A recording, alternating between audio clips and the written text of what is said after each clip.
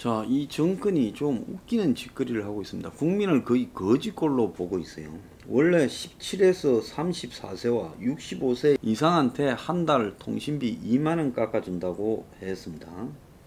그래서 지금 얼마 들어갔냐? 뭐 6,600억 들어간다 말도 있고 4,500억 들어간다 말도 있어요.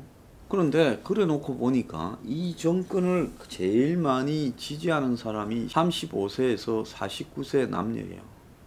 근데 제일 지지층한테 2만원 안 깎아줬다가 또 인심 잃을까봐 겁이 난 거예요. 그러니까 이것들이 그냥 다 주면 어떨까요 하고 어제 민주당 지도부가 그 문가리하고 만났습니다. 이낙연 되니까 자주 만날 것 같아요. 왜? 이낙연은 편하니까 알아서 잘하죠. 근데 옛날에 이 성깔 리는 불편했지요. 그런데 문가리가 다 주면 어떨까요 하고 이낙연이 이야기하니까 그게 좋겠네요 하고 둘이서 주고받았습니다. 그래서 통신비 일괄 지원을 이낙연이 요구했고 문가리가 지금 액수는 크지 않더라도 코로나로 지친 국민에게 통신비를 지원해 주는 게 다소나마 위로가 될 수 있을 거다. 그러니까 우리의 문가리가 통신비는 구분 없이 일률적으로 지원해 드리는 게 좋겠다. 요렇게 국민 세금을 가지고 저것끼리 전부 다 해줄까, 일부는 주지 말까, 다 주는 게 좋지 않겠냐, 위로해 주자, 그러는 게 좋겠다. 놀고 자빠졌습니다. 자, 이래가지고 또 예산이 8,900억으로 올라갔어요. 그래서 이번에 4차 추경의 핵심은 코로나로 문을 닫을 수밖에 없는, 또 코로나로 사실상 휴업 상태인 지금 많은 소자영업자, PC방, 그리고 뭐 노래방, 그리고 체육관, 피트니스부터 쭉 있잖아요. 그리고 이제 또 일부 영업이 제한되는 식당 뭐 이런 거를 이제 차등 지급하겠다고 하는 거 아니겠습니까? 그런데 중요한 거는 이런 사람들한테 그럼 도와드리려면 실제 도움 효과가 생길 만큼 확 줘야지. 제가 이야기했잖아요. 1번에는 1,000만원, 2,000만원까지도 줬다고요. 자, 어려울 때 주고 내년 매출로 잡아서 세금은 매기겠다고 1번은 그렇게 이야기해요. 어차피 매출이 줄었으니까 뭐 그거 잡아도 크게 데미지는 없겠죠. 식당에서는요. 그래서 국가가 다달아 했을 때는 국가가 책임진다. 적어도 1번 정부는 그런 원칙이라도 있었습니다. 저는 그게 또 맞다고 봅니다. 함부로 닫지 말고 다달아 했을 때는 책임을 져야 된다. 그랬기 때문에 방역도 책임의식을 가지고 해야 되는 거죠. 그러니까 잘못 막으면 돈이 엄청나게 들어가는 부분이다. 잘 막아야 되겠다. 이런 부분에서 질서가 서는 겁니다. 그런데 세계 어느 나라에 남이 임대료 내고 내가 고용해서 하는 자영업을 일방적으로 닫으라고 이야기하고 보상도 안 해주는 이것은 잘못된 거지요. 그렇지 않습니까? 그 사람들이 뭔 죄가 있어요. 자, 그런데 그렇게 하라고 4차 추경에서 7조 이상의 예산을 한다 해놓고 2만원을 저거가 깎아준다고 지금 생색을 내고 있습니다. 제가 이걸 보면서요, 정말 더러워서 저 꼬라지 못 보겠다 싶은 욱하는 생각도 들고요. 또 한편으로 어떤 생각이 들었는가 하면 저것들은 왜 치사하게 통신비 2만원 이런 걸 가지고 생색을 낼까? 왜 저것들은 서포 15조에서 이야기하는 국가적 주택 공급 같은 이런 본질적인 문제를 가지고 다루지를 않을까? 짐당 저것들도 마찬가지예요. 짐당이 주장하는 그야말로 이 주거 정책도 공급 늘려라. 원하는 데 공급 늘려라. 강남을 제일 많이 원하니까 강남에 공급 늘려라. 그리고 용적률 확대 같은 규제를 확대하고 건설회사들한테 재건축 재개발 허용해줘라. 뭐 그런 거 아니에요? 그래서 건설회사들이 많이 지으면 된다 이야기하지 얼마에 지어라 말은 절대 안 합니다. 건설회사의 공급 가격을 통제해서 한번 보겠다 말도 절대 안 합니다. 이 보수 바닥에 그런 말하는 놈 하나도 없어요. 그래서 내가 이것들이 썩어 문드러진 집단이다라고 이야기를 하고 이 썩은 집단들과는 결별해야 되겠다는 생각까지 하고 있어요. 그래서 한번 보세요. 좌우를 막론하고 집 때문에 지금도 이 난리, 지금 전셋집이 다 사라져 버렸고 전세가 월세로 다 전환되어서 집 없는 사람들의 고통은 말을 못합니다. 국민의 30%가 1인 가구라서 거의 다 남세를 살아요.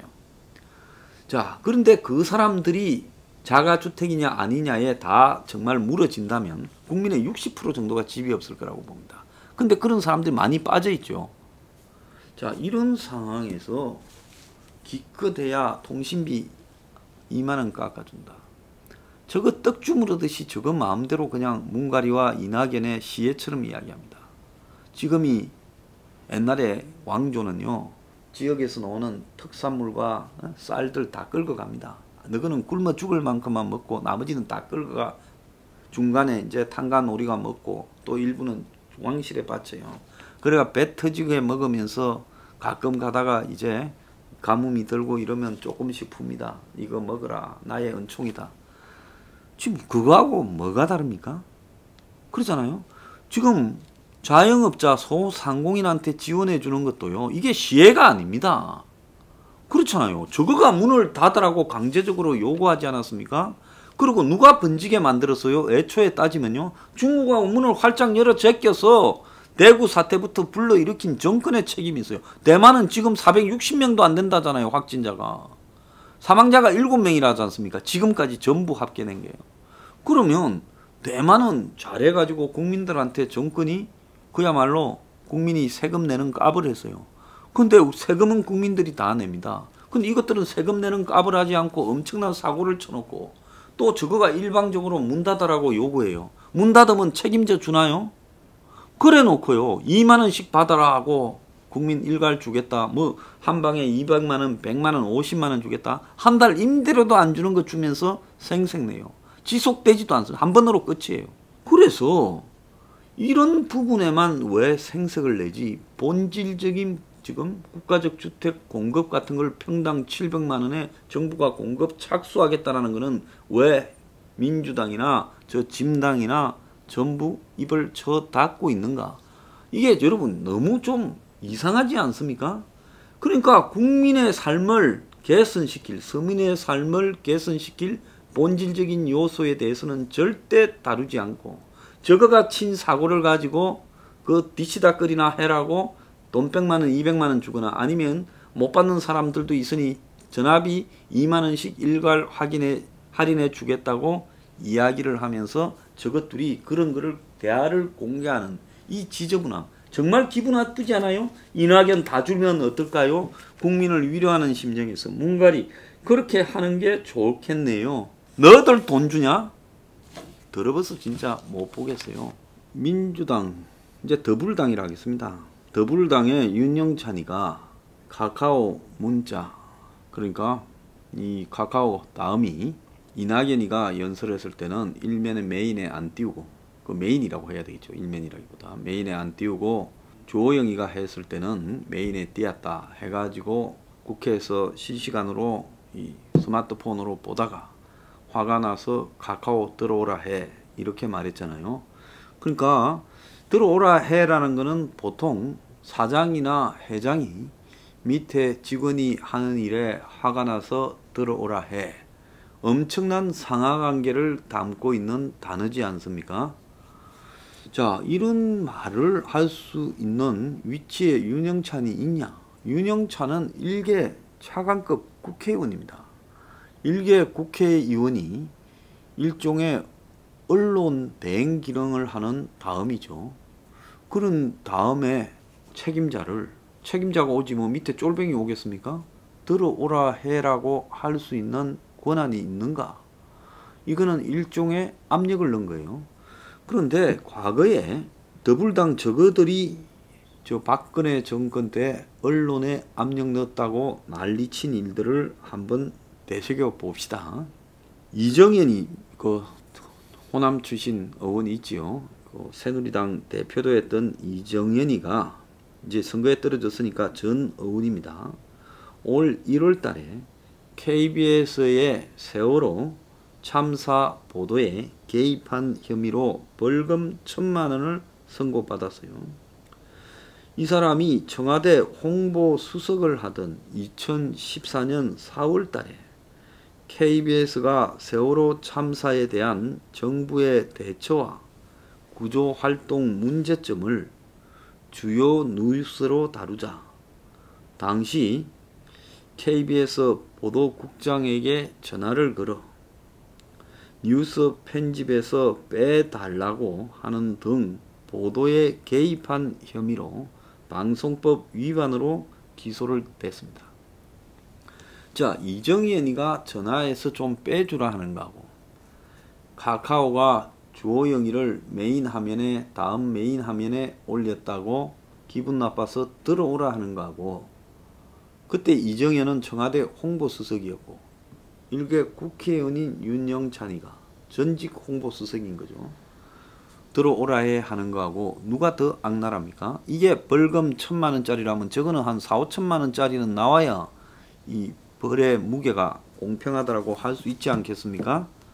저거가 했을 때 뭘 잘못했는지를 이것들은 모르는 것 같아요. 윤영찬은 질책을 달게 받겠다 했는데 질책을 달게 받는 게 아니라 이건 처벌을 받아야 되는 거 아니에요?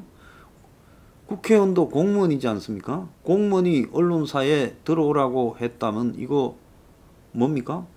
메인에 안 떴다고 들어오라게 하면 언론사에 업무 방해한 거잖아요. 그래서 보좌진과 나눈 문자가 보도됐고 비판받고 있다. 송구하다 저의 잘못이다. 여야 대표 연설의 포탈 노출 과정에 형평성에 의문을 가졌던 것으로 묻고자 했던 것은 뉴스 편집 알고리즘의 객관성과 공정성이었다. 보좌관과의 대화라 해도 엄밀한 자세와 적절한 용어를 사용하지 못했다. 그래서 앞으로 조심하겠다 이랬습니다. 웃기고 자빠졌어요. 지가 그런 문제에 불만이 있었으면 그 끝나고 난 다음에 지 방으로 가서 공문을 만들어서 국회의원 자격으로 다음에 편집자에게 공문을 보내서 왜 그런 일이 발생했냐라고 묻든지 아니면 다음에 전화를 해서 이런 일이 잘못된 것 같은데 만나서 대화해보자 이렇게 하고 공식적으로 그걸 밝혀야죠. 안 그러면 압력으로 해석될 수 있으니까요. 이렇게 하는 것이 맞는 거죠.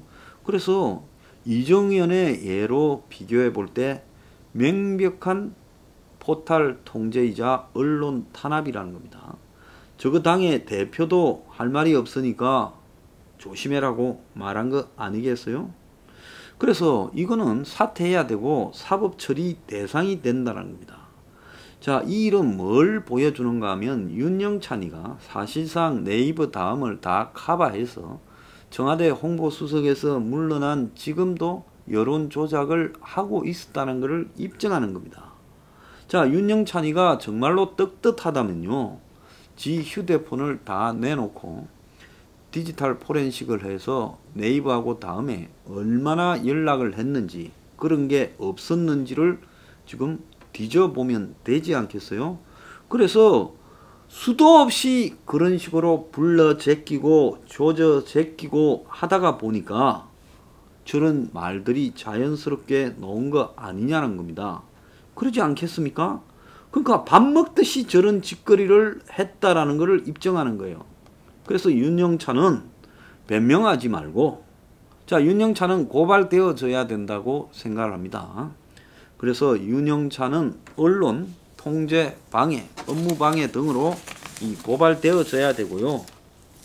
또 윤영찬에 의해서 들어오라고 연락을 받은 어린 다음은 엄청난 압력을 느낄 수밖에 없을 거예요. 들어오라 이러면 가는 사람은 아마 지옥에 가는 느낌으로 걸어가게 될 겁니다. 문 정권이 집권하고 KBS의 보수 추천으로 간 한 교수가요.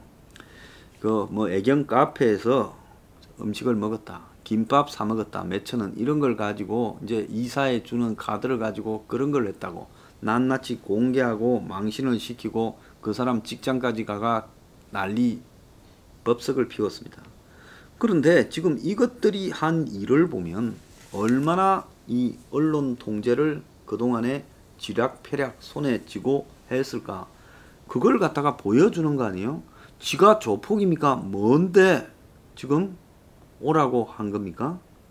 그래서 마음대로 한국 유수의 포털 업체 대표를 오라고 한 거, 이게 독재 아닙니까? 이렇게 조제되니까 포털들이요 알아서 기는 거 아니겠어요?